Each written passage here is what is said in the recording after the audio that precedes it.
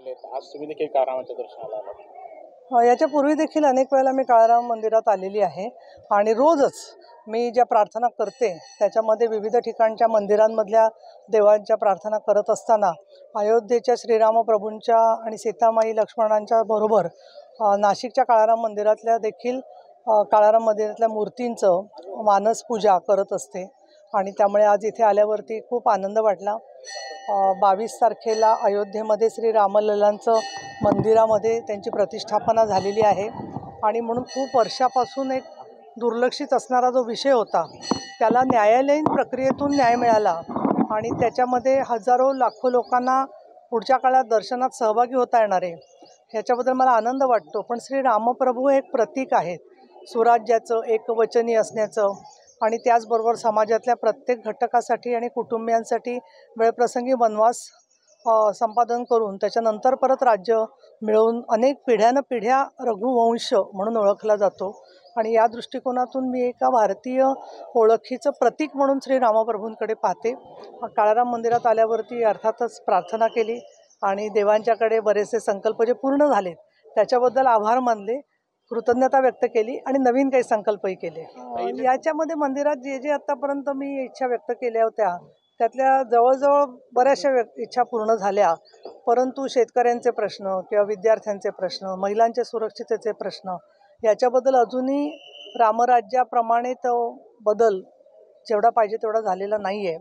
परंतु हे करण्यासाठी जी राजकीय इच्छाशक्ती पंतप्रधान नरेंद्र मोदीजींनी दाखवली, मग ते महिला आरक्षणाचं विधेयक असेल किंवा कायद्यांच्या संदर्भात तलाक पीडित महिलांना न्याय मिळवून देण्याचा विषय असेल किंवा राम मंदिर उभारण्याचा संकल्प असेल आणि अगदी नाशिकमध्ये त्यांनी ज्या प्रकारे इथे सगळा दौरा केला तो जो काय आम्ही तुमच्या माध्यमांच्या प्रमाणे पाहिला त्याच्यामुळे देशाचा नेता कसा असावं त्याचं एक त्यांनी सुंदर असं दर्शन दिलं आणि त्यामधून घराघरातल्या व्यक्तीपर्यंत अयोध्येतलं राम मंदिर आणि काळाराम मंदिर नाशिक या दोन्हीचं नातं दृढ झालं आणि त्या दृष्टिकोनातून मी तर अशी प्रार्थना केली.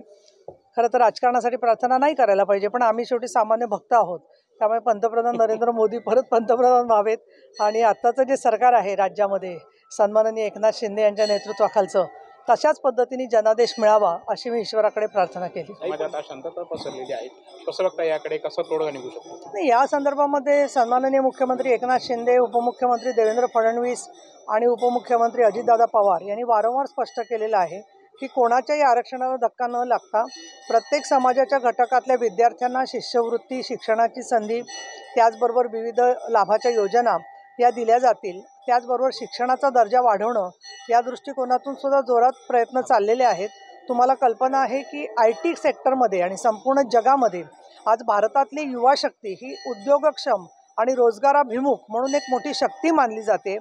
IT मधलं, त्याचबरोबर स्पेस एरोनॉटिक्समधलं, त्याचबरोबर विविध प्रकारचे कृत्रिम बुद्धिमत्ता आणि आज आपण मी पाहिलं जळगाव, अहमदनगर वगैरे प्रत्येक भागामध्ये ज्या प्रकारनी कृषी क्षेत्राशी संबंधित उद्योग येत आहेत उत्तर महाराष्ट्रामध्ये ते पाहिलं तर गेल्या 5-6 वर्षामध्ये सगळं चित्र पालटत चाललेलं आहे आणि म्हणून धार्मिक पर्यटन हे उद्योगाप्रमाणे जर का अनेक ठिकाणी वापरलं गेलं तर मोठ्या प्रमाणात तो रोजगाराचा सुद्धा विषय होऊ शकतो आणि म्हणून मला असं वाटतं की या विषयांच्या वरती मतभेद असतील तरी मनभेद न होऊ देता आज प्रत्येक तरुण जर का स्वतःच्या जातीची पट्टी डोक्यावर चिकटवण्यात धन्यता मानतो आहे तर त्याच्याऐवजी आपण समाज म्हणून एक आहोत, आपण राष्ट्र म्हणून एक आहोत. राष्ट्रीयत्व म्हणजेच हिंदुत्व ही हिंदुहृदय सम्राट बाळासाहेब ठाकरे यांची जी व्याख्या होती त्या भूमिकेतून आपण सगळ्यांनी मिळून एकमेकासाठी तोडगा काढला पाहिजे. कारण हीच माणसं जेव्हा परदेशात जातात तेव्हा भारतीय म्हणूनच त्यांची ओळख असते आणि म्हणून जातीचा प्रत्येकाला न्यायाचा अधिकार आहे. पण त्यासाठी म्हणूनच एकनाथ शिंदे यांनी तेढ न वाढवता मनभेद न होऊ देता काम करण्यासाठी सरकारचा प्रयत्न चाललेला आहे. विरोधक म्हणतात संजय राऊत असेल, सुप्रिया सुळे असेल, ही गोळीबाराची घटना झाली तेव्हा वाटते गुन्हेगारी आहे त्या. एक मला असं वाटतं की दृष्टी बदलणं गरजेचं आहे. स्वतःचा तो बाब्या दुसरं ते कार्टं अशा पद्धतीने सगळ्यांनी किती प्रत्येकाच्या पक्षामध्ये काय लोकांनी काय उद्योग केलेले आहेत याचा खरं तर कोणीतरी श्वेतपत्रिका काढायला पाहिजे.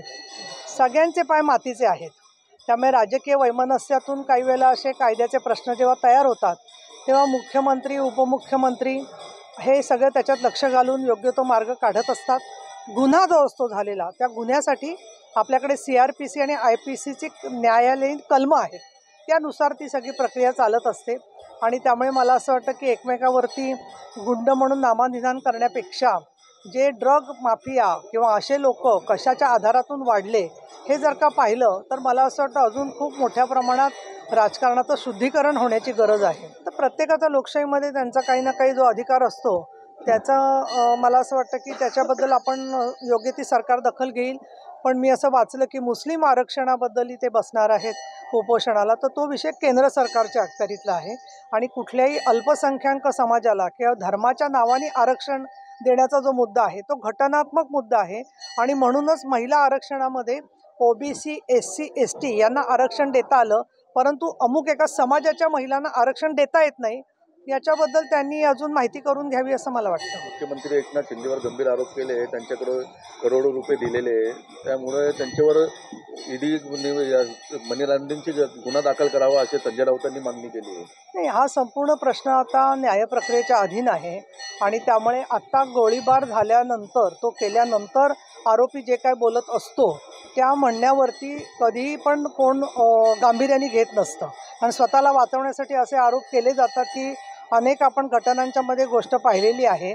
आणि अशा जे तक्रारी असतील तर त्या जोपर्यंत त्या दोघांच्या अंतर्गत विषय आहेत त्याच्यामध्ये इतरांची काही तक्रार असणं किंवा त्यांनी बोलण्याचं कारण नाही आहे.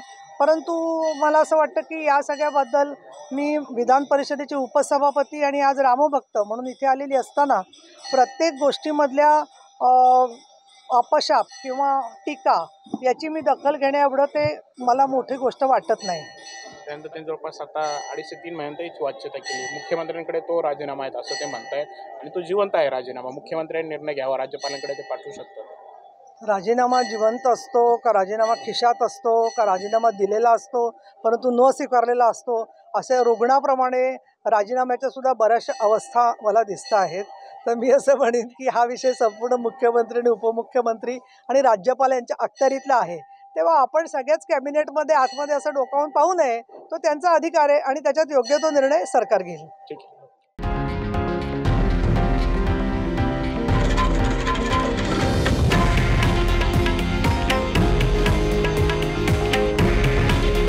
हे आहे देशातील नंबर 1 न्यूज नेटवर्क आणि आपण पाहत आहात TV9 मराठी.